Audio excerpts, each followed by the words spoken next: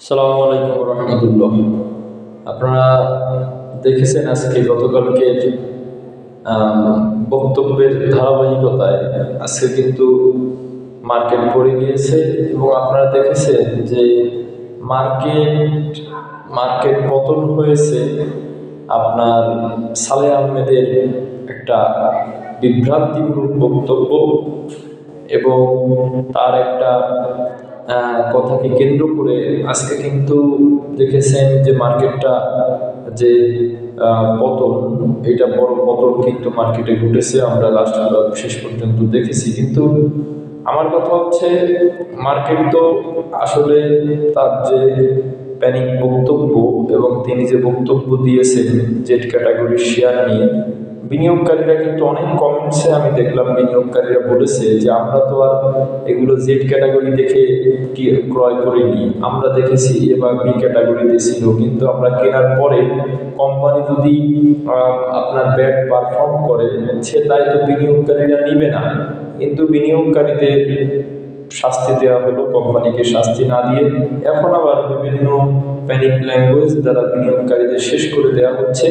তিনি একটা সম্পূর্ণই আপনার বিবেকহীন মানুষের মতন আচরণ করেছে বিনিয়োগকারীদের সঙ্গে, যার কারণে আজকে বড় পতন, এই পতনের দায়ভার সম্পূর্ণ তার।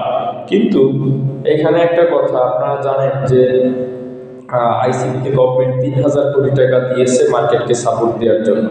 তারা বলেছে এখানে হয়তোবা তারা অন থার্ড ১,০০০ কোটি টাকাই ধরলাম তারা ইনভেস্ট করবে।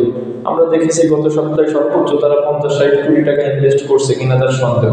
কিন্তু এই যে আজকে এত বড় একটা পতন হয়ে গেল বা একটা প্যানিক হলো, প্যানিক ল্যাঙ্গুয়েজ দ্বারা মানুষও কিন্তু হতাশাগ্রস্ত ছিল, এইখানে আইসিবির কি কাজটা ছিল?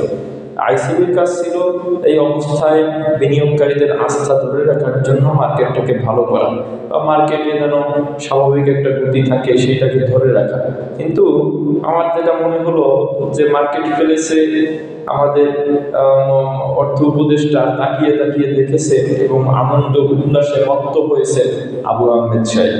তা না হলে দেখেন এখন লেনদেন কম, অল্প কিছু টাকা ইনভেস্ট করলেই কিন্তু মার্কেটটা দাঁড়িয়ে যায় বা মার্কেট ভালো থাকে। আমার কথা হচ্ছে আপনি টাকা পেয়েছেন মার্কেটকে সাপোর্ট দেওয়ার জন্য, আপনি স্ট্রংলি সাপোর্ট দিবেন যাতে করে যে সাপোর্ট দ্বারা বিনিয়োগকারীদের কল্যাণ হয়, বিনিয়োগকারীরা উপকৃত হয়।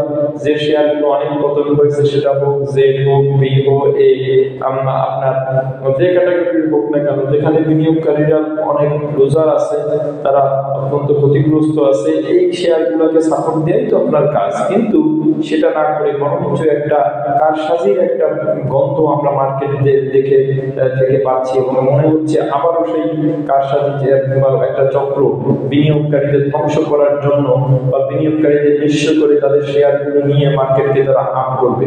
আমরা এরকম মার্কেট আসলে দেখতে চাই না।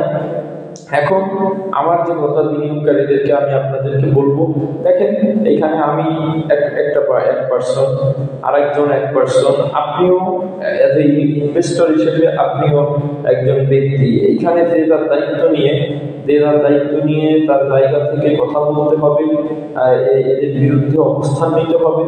আর আমরাও আলোচনা করতেছি বিভিন্ন জায়গায়, আমরাও চেষ্টা করবো যে বড় ধরনের একটা বিষয় হয়েছে কি ভাই, আসলে সবচেয়ে বড় প্রবলেম যেটা আমরা বিগত দিনে আন্দোলন সংগ্রাম করেছি, আমরা ৬-৭ বার রাস্তায় দাঁড়িয়েছি, কিন্তু আপনাদের নিয়েই দাঁড়িয়েছি, আপনারা কেউ কেউ সাড়া দিয়েছেন কিন্তু অধিকাংশ মানুষ সাড়া দেননি। এইখানে আপনাদের পার্টিসিপেট ছাড়া, ওভারঅল বিনিয়োগকারীদের স্বতঃস্ফূর্ত অংশগ্রহণ ছাড়া আসলে এই আন্দোলন সফল হবে না।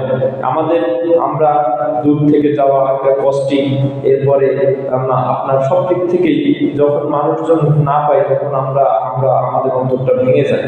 আমাদের মন চায় যে আমরা এই অবস্থার পরিবর্তন করি, কিন্তু বিনিয়োগকারীদের স্বতঃস্ফূর্ত অংশগ্রহণ না থাকলে তখন এই অবস্থা থাকতো না যদি বিনিয়োগকারীর স্বতঃস্ফূর্ত অংশগ্রহণ করতে যাই। আমরা ভাবতেছি, চিন্তা ভাবনাও করা হচ্ছে, আমিও চিন্তা ভাবনা করতেছি, আপনারাও ঐক্যবদ্ধ থাকবেন। ঐক্যবদ্ধ থেকে যেখানে বিনিয়োগকারীদের পক্ষে ডাক আসে সেখানেই আপনারা অংশগ্রহণ করবেন।